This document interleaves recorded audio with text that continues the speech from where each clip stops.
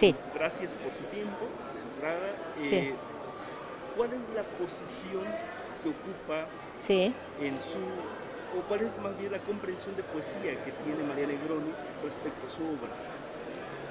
Bueno, es una pregunta difícil. Lo que podría decir, porque cuando hablábamos hace un ratito me decías que los libros que escribo, decías tú, son poesía y algo más, ¿no? O que son como artefactos. Eh, es muy difícil hablar sobre la propia obra, ¿no? Pero lo que te podría decir es que no sé por qué, pero en general he tratado de escapar de las clasificaciones de los géneros literarios tal como son normalmente entendidos. En general toda norma, digamos, viene siempre impuesta desde afuera. En general responde a necesidades clasificatorias del mercado literario que pone en estantes, ¿no? Como lo vemos acá, poesía, narrativa hispanoamericana, narrativa universal, que son como categorías absolutamente arbitrarias, porque por ejemplo la narrativa hispanoamericana está adentro de la narrativa universal, pero las librerías, el mercado clasifica.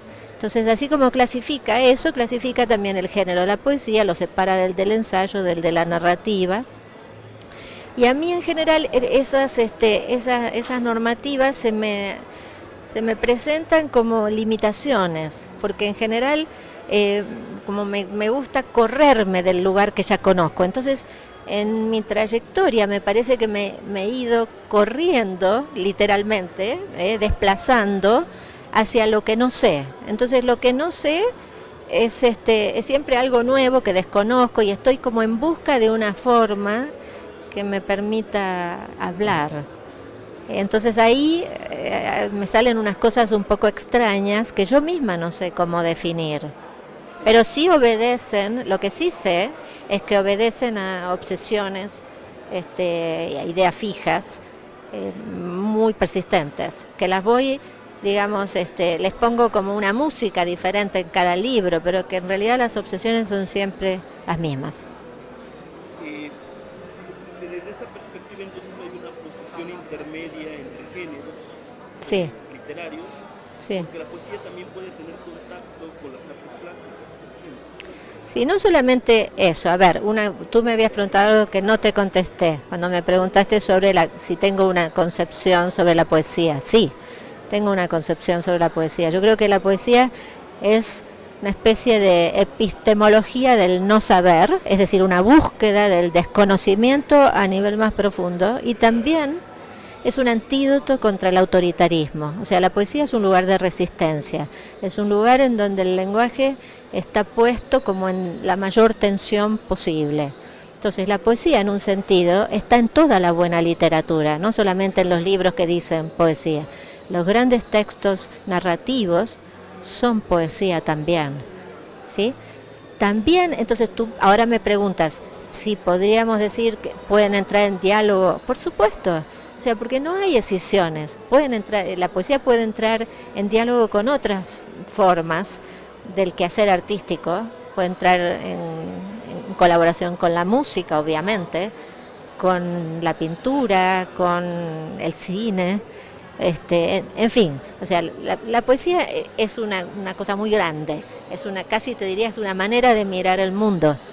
Entonces ahí, en ese sentido, puede dialogar con distintas expresiones artísticas. Muchas veces cuando hablamos de poesía, reitero, no sabemos de qué hablamos, y sin embargo cuando nos encontramos ante el hecho del poema, Uh-huh. descubrimos aquí hay poesía. Sí, ¿A qué se debe? ¿Cómo lo intuye? Digo, porque tampoco creo que haya una respuesta categórica. claro.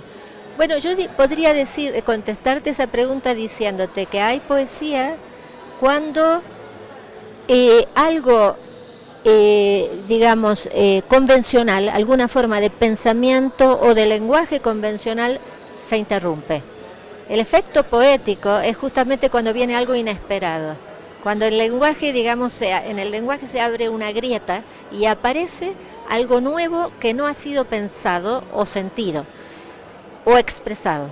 Entonces, en ese momento uno tiene lo que yo llamaría el asombro, siente asombro, y eso es lo que define, uno dice, estoy en presencia de la poesía, porque aparece una cosa que puede ser una emoción, un pensamiento. No nos olvidemos que Javes, el poeta francés de Egipto francés, decía que la poesía y el pensamiento son como un cuerpo con dos cabezas, ¿no? Como gemelos.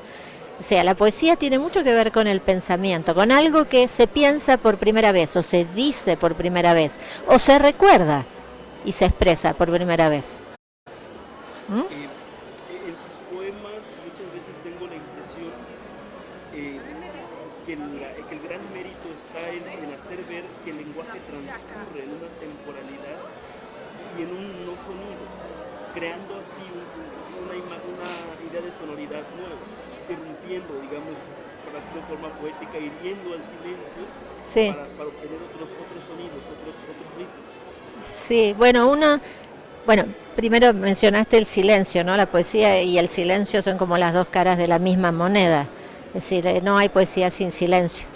Y usaste una imagen muy linda que es la herida, ¿no? O sea, es una herida al silencio, que me gusta mucho, pero también es una herida al lenguaje mismo, ¿no?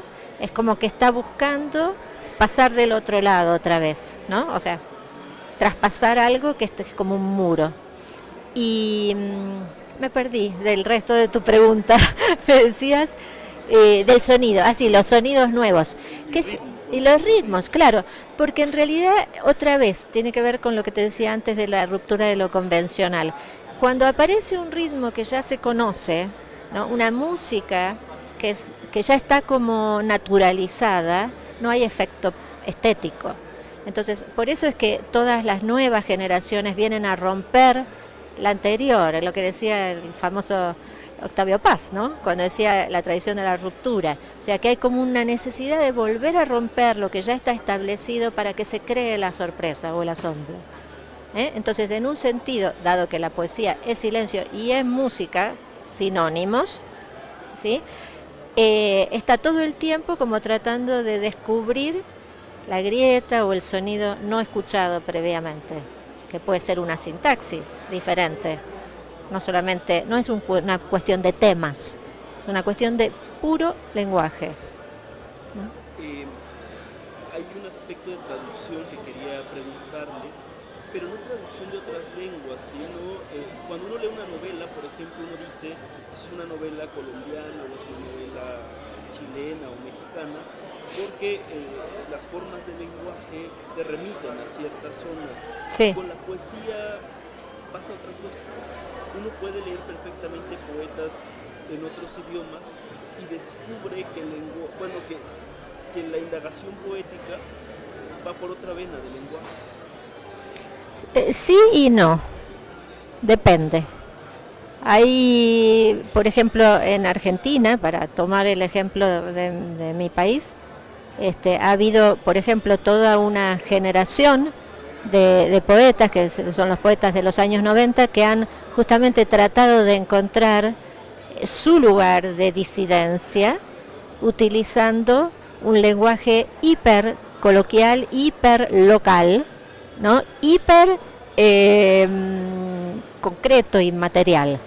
Entonces, depende, o sea, yo coincido contigo que la poesía en realidad, la poesía en el fondo es como también una búsqueda, ¿no? Una búsqueda de otra cosa, que se busca con el lenguaje, pero en realidad es como, podríamos decir que se toca con lo espiritual la poesía, con lo sagrado, con el territorio de lo sagrado. Entonces, en ese sentido podríamos decir que es un lenguaje universal, que se busca en distintos idiomas la misma cosa. Pero hay momentos y momentos, porque la poesía cambia con los tiempos, vuelve otra vez, empieza, es como una especie de espiral, podría decir yo, ¿no? Donde el lenguaje vuelve a decir lo mismo, ¿no? En un punto un poco más alto o más bajo, y luego vuelve, gira siempre en torno a las 2 o 3 metáforas, como decía Borges, importantes. Pero sí. Quisiera que nos hablara un poco del proceso creativo suyo, no como reglas, sino como experiencia, porque encuentro cierta similitud en varios de sus libros, que no son libros que obedezcan al azar exclusivamente o a la visita de las musas o como se le llame, sino que hay una idea de planificación. No sé cómo se llega a esto, por eso quisiera. Sí, no, planificación me gustaría. No, planificación no, pero sí lo que hay es una especie de, como te decía al principio, que trabajo a partir de obsesiones bastante leales. Tengo un libro acá que lo está distribuyendo Sexto Piso, que es El Pequeño Mundo Ilustrado, que es una especie de diccionario de mis obsesiones, o sea, las cosas que desde siempre o sea, a las que vuelvo, y me he dado cuenta retroactivamente, no al principio, pero sabes que me he dado cuenta que en los libros que he escrito siempre hay como un momento en donde viene anunciado, que está como el meollo, ¿no? La semilla del libro por venir. O sea que hay una cadena, pero eso no lo sabía antes, lo veo ahora, ¿no? Como que cada libro contiene al siguiente. Con esto quiero decir que todos los libros que he escrito son el mismo libro. Son variaciones, ¿entiendes? Hay como un territorio, como diría Yves Bonfoy, un territorio interior que se va como bordeando y que esas obsesiones van tomando distintas formas, distintas melodías, pero que son siempre las mismas, ¿no? Y podríamos, si siguiéramos, podríamos decir que todos los escritores también escribimos, entre todos, un libro. Y volvemos a Edmond Javès. Edmond Javès. Ya que toca el título de este libro, Pequeño Mundo Ilustrado, de algún modo me he dado cuenta que es una especie de objetario. Sí. Con este de los bestiarios que hace algunos años a muchos escritores le preocuparon. Sí. Aquí se trata no de un bestiario de animales fantásticos, sino un objetario de los objetos más comunes. Sí, pero a ver, eso podríamos discutirlo, porque no sé si es un objetario, pero no a ver, yo diría que es una especie de catálogo de objetos, pero que son objetos a veces artísticos también, porque tengo autores, tengo personajes de libros, tengo artistas plásticos, tengo bandas de rock, tengo, en fin, objetos también hay, están las muñecas, los castillos, también hay objetos, las bibliotecas, las islas, pero hay también, digamos, como que son objetos, pero casi a veces objetos culturales. Objetos que me han fascinado desde siempre. O sea, creo que tengo, por ejemplo, una entrada, suponte, de los dobles en la literatura, y luego tengo una entrada, no sé, de Luis Buñuel, ¿no? O sea, que recorre, es como un recorrido, yo diría, es como una especie, por eso se llama Pequeño Mundo, ¿no? Porque es como una especie de colección de miniaturas artísticas, ¿no? De cosas que siempre me han importado, me han fascinado y siguen interesándome. Es más, es un libro que podría aumentarlo, hacer una edición aumentar. Más adelante quizá lo haga. Claro, hablaba de este libro también porque de algún modo me hace pensar en la forma en que concibe los objetos o las personas o estas realidades, que no es una forma totalmente plana, sino que se va enriqueciendo con experiencias artísticas, sí, también con la vida cotidiana, sí, y buscando los recovecos, ¿no? Sí. Buscando que hay más allá de lo evidente. Sí. Bueno, es que casi es como lo que me interesa es eso, lo que no se ve, ¿no? Lo que no se ve, los pequeños detalles. Entonces, a ver, es como muy difícil, me parece. Esto es una cosa que estoy pensando a medida que la digo, pero es muy difícil escribir o crear en cualquier área en este momento, ¿no? Que es un momento del mundo, de la civilización, que está como tenemos estas grandes megalópolis, ¿no?